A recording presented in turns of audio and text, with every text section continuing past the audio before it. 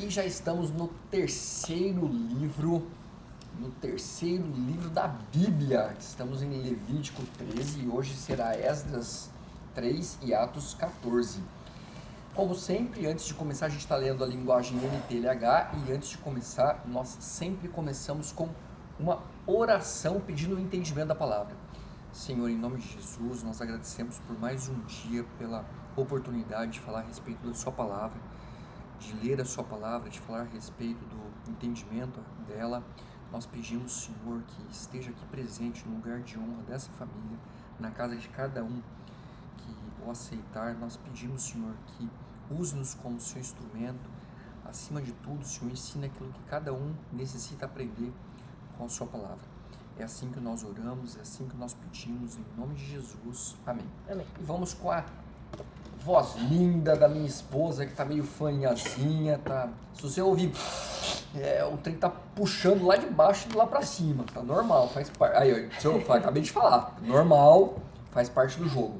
Levíticos 13, leis a respeito das doenças da pele. Ó, nosso assunto.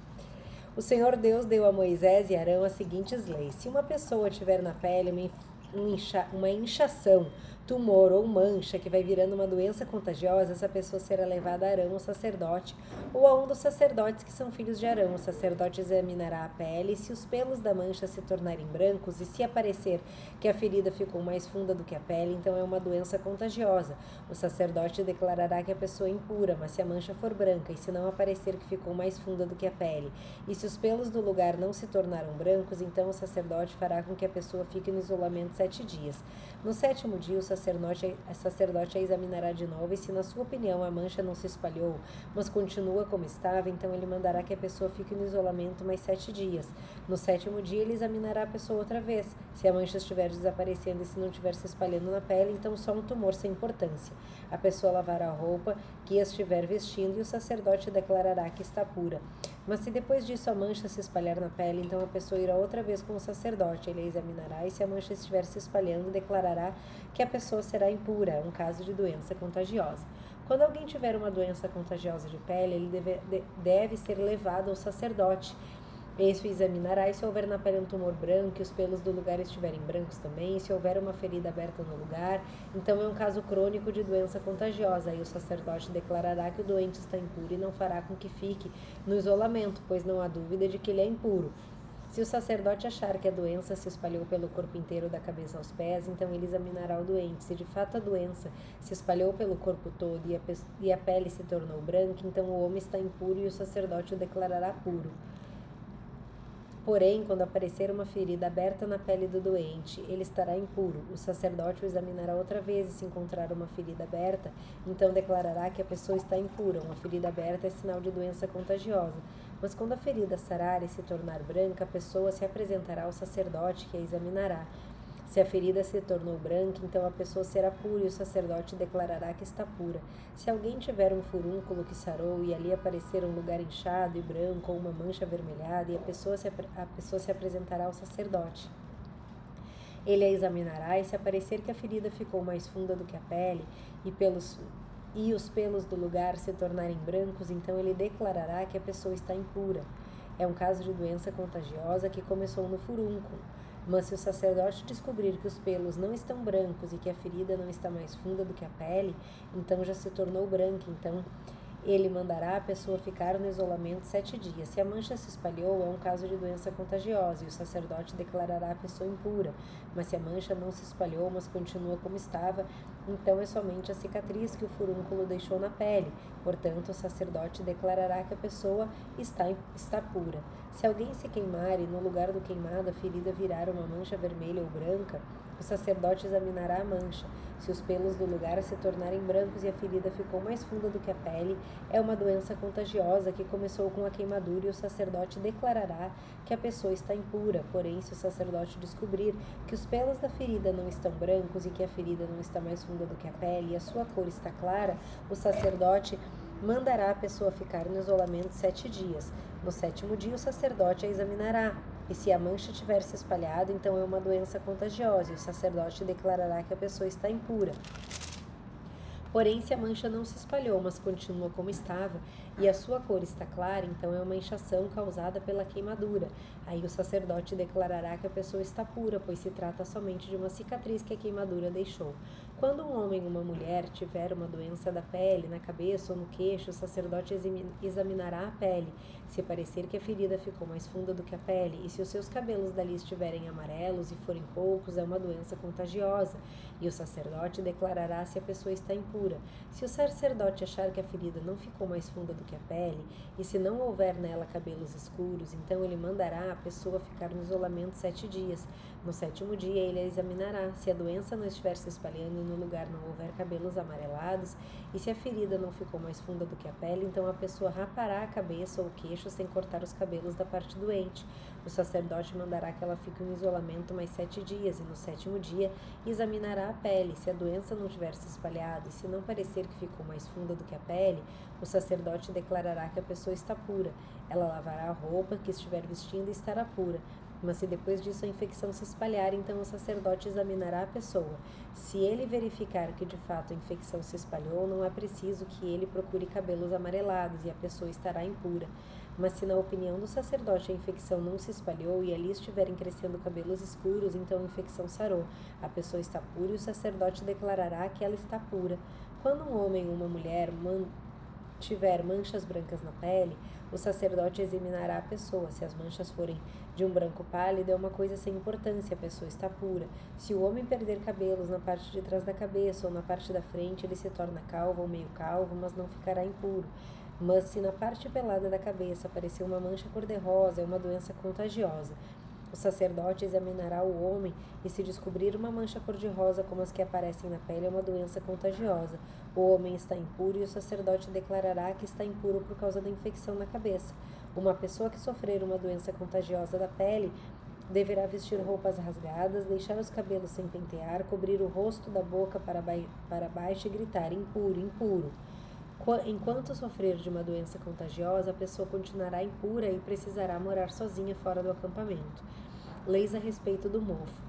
Quando aparecer mofo numa roupa feita de lã ou de linho, ou de um tecido de linho ou de lã, ou num pedaço de couro, ou num objeto feito de couro, se a mancha for esverdeada ou avermelhada, então é mofo e deve ser mostrado ao sacerdote. O sacerdote examinará o objeto mofado e o colocará durante 7 dias num lugar separado. No 7º dia ele examinará a mancha. Se ela estiver espalhada, ou então o mofo é contagioso, e a roupa ou tecido ou couro ou objeto feito do couro estará impuro, e o sacerdote o queimará. É mofo contagioso e deverá ser destruído pelo fogo. Mas se o sacerdote examinar a roupa ou tecido ou objeto de couro e descobrir que a mancha não se espalhou, então mandará lavar o objeto em que está a mancha e o colocará durante mais 7 dias num lugar separado. Depois examinará o objeto outra vez, e se a mancha não mudou de cor, mesmo que não se tenha espalhado, então ele será impuro e precisa ser queimado.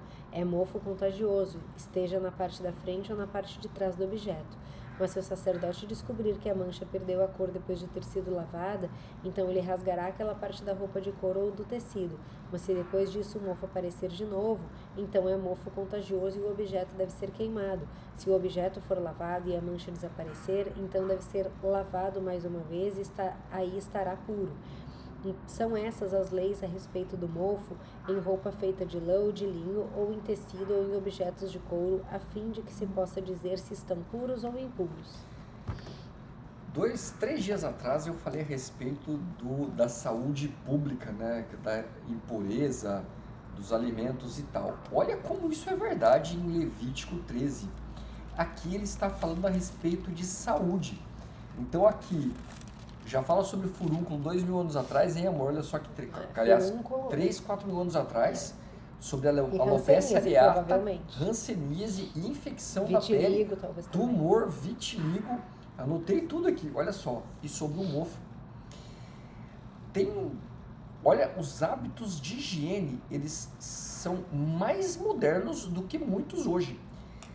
Você aí, é do tempo que abria aquela latinha de molho de tomate, deixava na geladeira e ficava aquele bolor em cima dela, você arrancava aquela porcaria, jogava fora e comia o resto da latinha? Você é desse tempo aí? Já fez isso? Galera, aquele bolor, que é aquele mofo, aquele bolor é extremamente cancerígeno para o estômago. Mesmo que tire. Mesmo que você tire. Se uma laranja de um saco, se ela embolorar e as outras estiverem normais, você tem que jogar a laranja inteira fora, porque todas as outras estão contaminadas. Eles já tinham esse hábito aqui. E aqui você fala assim, mas o impuro, coitado do impuro, ele era separado do povo, ficava fora do acampamento. O que você faz com o cara que está internado no hospital? Você não separa o cara, você não cria um isolamento para o cara, quando está infectado? É a mesma coisa, a diferença é que não tinha hospital. Nem remédio. Não tinha remédio, não tinha como você deixar o cara num ambiente isolado, então você isolava ele fora do acampamento. Então, isso daqui, a única coisa que mudou é o nome de impuro para puro, o que é uma realidade, mas hoje tem um mimimi com um nome, que o nome é o ó do borogodó. O impuro só mostra que o cara estava doente com uma doença infecciosa. Então, o nome que se dava era impuro. Só que com o tempo, isso ganhou uma força tão grande que nos filmes que impuro, a pessoa tal, o cara se esconde, afasta de mim e tal. Só mudou o nome. Muitas vezes aqui em Levítico 13 mostra como a saúde já era cuidada. E agora nós vamos para Esdras 3, mas antes eu quero te dizer o seguinte: faça parte do Família Real. Fazer parte do Família Real vai muito além do que se inscrever nesse canal. Aqui nós lemos a Bíblia para você, porque a Bíblia é a palavra de Deus. Muito mais importante do que você ficar ouvindo o que o outro tem para dizer é a Bíblia, e no final a gente traz uma palhinha sobre o entendimento da Bíblia. É isso. Vamos. Esdras 3, o altar e os sacrifícios.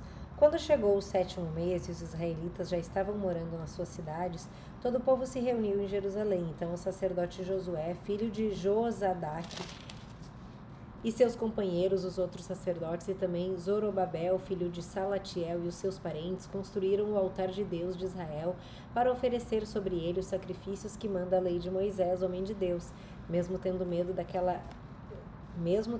da gente daquela região. Eles construíram de novo o altar no lugar em que ele estava antes. Então começaram a oferecer sacrifícios sobre eles todas as manhãs e todas as tardes. Além disso, comemoraram a festa das barracas de acordo com a lei de Moisés, oferecendo cada dia os sacrifícios ordenados para aquele dia. Trouxeram também os sacrifícios que deveriam ser completamente queimados diariamente e os que deveriam ser apresentados na festa da lua nova e nas outras festas sagradas, e ofereceram também aquilo que traziam por vontade própria. O povo começou a oferecer sacrifícios ao Senhor desde o primeiro dia do 7º mês, antes mesmo que o templo do Senhor começasse a ser construído de novo. Começa a reconstrução do templo. O povo deu dinheiro para pagar os pedreiros e carpinteiros e deu comida, bebida e azeite para serem mandados às cidades de Tiro e Sidom. Essas coisas foram trocadas por madeira de cedro que foi trazida por mar do Líbano até o porto de Jope. Tudo isso feito com permissão de Ciro, rei da Pérsia. E assim, no ano seguinte ao da sua volta, no 2º mês, os israelitas começaram a construir de novo o templo de Deus, que fica em Jerusalém. Zorobabel, filho de Salatiel, e Josué, filho de Josadaque, junto com os seus parentes, os sacerdotes e os levitas, e todos os israelitas que haviam voltado para Jerusalém, pegaram firme no trabalho. Todos os levitas maiores de 20 anos foram encarregados de dirigir as obras. Josué e os seus filhos e irmãos formaram um grupo junto com Cadmiel e os seus filhos, que eram descendentes de Odavias. Esse grupo dirigia os que trabalhavam na construção e era ajudado pelos levitas do grupo de famílias de Enadad. Quando os construtores colocaram o alicerce do templo, os sacerdotes ficaram de pé, vestidos com roupas especiais para aquela ocasião e com trombetas nas mãos. Os levitas descendentes de Asaf carregavam pratos musicais para louvar a Deus o Senhor, de acordo com o que Davi, rei de Israel, havia mandado. Uns cantavam louvores e agradeciam ao Senhor, e outros respondiam. Eles diziam: "O Senhor é bom, o seu amor pelo povo de Israel durará para sempre." E o povo gritava bem alto e louvava o Senhor, porque a construção do seu novo templo já havia começado. Muitos sacerdotes, levitas e chefes de famílias eram velhos e tinham visto o primeiro templo. Eles choravam alto ao verem que os alicerces do novo templo haviam sido colocados, mas os outros que estavam ali gritavam de alegria. E assim ninguém podia saber se o povo gritava de alegria ou se chorava, pois gritavam tão alto que de longe se ouvia o barulho. Construíram o altar de Deus novamente. porque ele tinha sido destruído. Mas se Deus é tão poderoso, por que ele permite a destruição do seu próprio altar? Porque o povo era infiel. O povo ele era tão infiel a Deus que Deus permitiu a destruição, porque na verdade Deus não precisa de um altar. Isso era para o povo ter consciência de Deus, de orar. Tanto que hoje, depois que Jesus rasga o véu, o seu corpo é o templo de Deus. Então você tem que cuidar do seu corpo. Você tem que ter um corpo treinado, tem que ter uma alimentação saudável, porque o seu corpo é o templo de Deus. Mas e o altar então? A pergunta é, qual é o altar que você constrói hoje? Você constrói um altar para Deus ou você constrói um altar para Baco? Porque muita gente tem na sua casa hoje um ambiente específico que simboliza um altar. Muitos constroem um ambiente que é um bar. Separa um canto e constrói um bar, e ali é onde ele gosta de estar, de receber os outros e tal. Esse é o ambiente que você gosta de estar? Ou é um ambiente de adoração, de louvor, de onde você ora? Porque o lugar que você mais gosta de estar, o lugar que você mais gosta, a coisa que você mais gosta de fazer, é a primícia que você entrega. Qual é a primícia que você está entregando? É para Deus?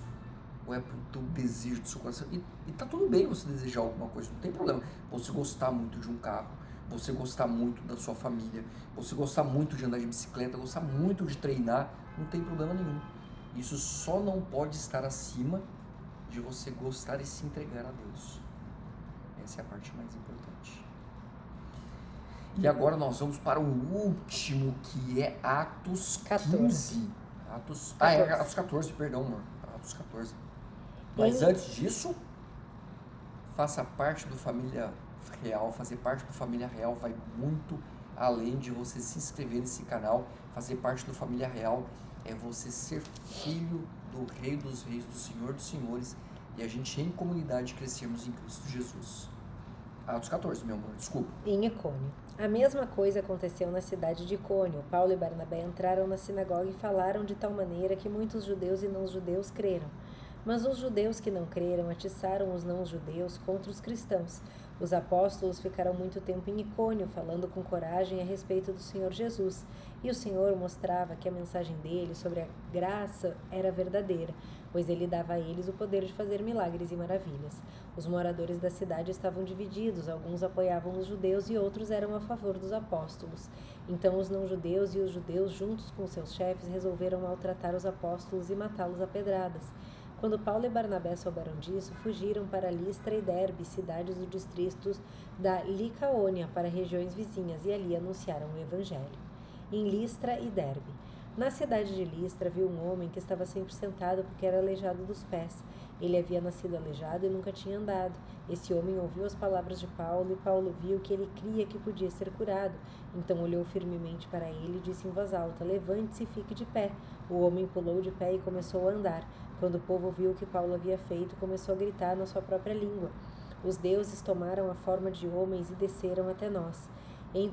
Eles deram o nome de Júpiter a Barnabé e o de Mercúrio a Paulo, porque Paulo quem falava. O templo de Júpiter ficava na entrada da cidade. O sacerdote desse deus trouxe bois e coroas de flores para o portão da cidade. Ele e o povo queriam matar os animais numa cerimônia religiosa e oferecerem sacrifício a Barnabé e Paulo. Quando os dois apóstolos souberam disso, rasgaram as suas roupas, correram para o meio da multidão e gritaram: "Amigos, por que vocês estão fazendo isso? Nós somos apenas seres humanos como vocês. Estamos aqui anunciando o evangelho a vocês para que abandonem essas coisas que não servem para nada.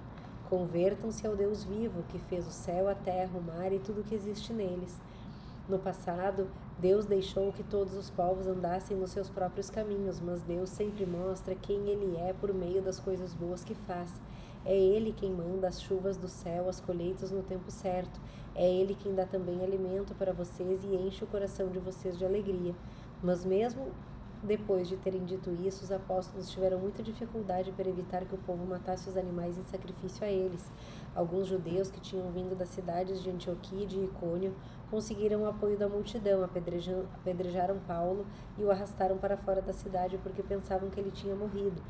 Mas quando os cristãos se juntaram em volta dele, ele se levantou e entrou na cidade de novo, e no dia seguinte Paulo e Barnabé partiram para a cidade de Derbe, a volta para Antioquia em Síria. Paulo e Barnabé anunciaram o evangelho em Derbe, e muitos moradores daquela cidade se tornaram seguidores de Jesus. Depois voltaram para as cidades de Listra, Icônio e Antioquia, na Pisídia. Eles animavam os cristãos e lhes davam coragem para ficarem firmes na fé, e também ensinavam que era preciso passar por muitos sofrimentos para poder entrar no reino de Deus. Em cada igreja, os apóstolos escolhiam presbíteros. Eles oravam, jejuavam e entregavam os presbíteros à proteção do Senhor em quem haviam crido. Então Paulo e Barnabé atravessaram o distrito da Pisídia e chegaram até a província da Panfilha. Anunciaram a palavra em Perge e depois foram para o porto de Atália. Dali foram de navio para Antioquia da Síria, onde eles haviam sido entregues aos cuidados de Deus para o trabalho que agora estavam terminando. Quando chegaram lá, reuniram as pessoas da igreja e contaram tudo o que Deus havia feito por meio deles. E contaram tudo como ele tinha aberto o caminho para que os não-judeus também crescem. E ficaram muito tempo ali com os seguidores de Jesus. Há pouco tempo, do ponto de vista cristão, eu falei sobre os 3 perfis de pessoa: pastor, o cordeiro ou o imbecil e os lobos. Os pastores são inteligentes ou não inteligentes, são pessoas que vão pregar a respeito da vontade de Deus. Os inteligentes são aqueles que, quando eles notam a perseguição, por exemplo, aqui Paulo, ele foi perseguido, o que ele fez? Ele fugiu de cidade para continuar levando a palavra de Deus.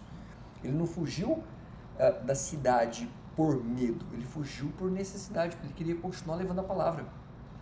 Na outra cidade ele não conseguiu fugir, foi apedrejado. Mas ele parou de levar a palavra? Não. Embora tenha sido apedrejado, tenha sofrido, ele foi para uma outra cidade e continuou levando a palavra de Deus.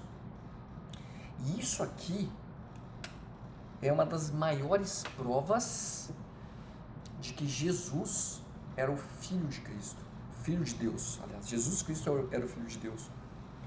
Porque Paulo era um perseguidor e ele não morreria por uma mentira.